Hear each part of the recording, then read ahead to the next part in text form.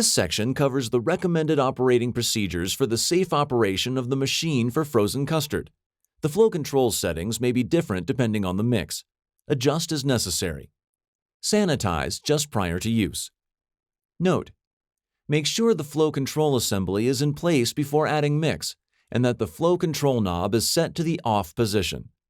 Turn the hopper refrigeration switch on. Fill the hopper with pre-chilled mix less than 41 degrees Fahrenheit. Put enough mix into the hopper to fill above the low mix sensor. Place the freezing cylinder switch in the on position. The display reads Standby mode. Press the Push to Freeze button. The display reads Custard, and a bar on the second line starts to fill.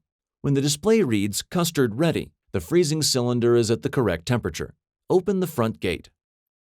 Turn the flow control knob to the 1 position. After a few minutes, a ribbon of product starts to form. Adjust the flow control knob until the product flow fills the faceplate outlet and is at the desired texture. The flow control knob setting is different for each type of product. Note: adjustments take up to 1 minute before a noticeable difference is seen in the product. A high-pitched noise from the freezing cylinder is an indication that there is not enough mix entering the barrel.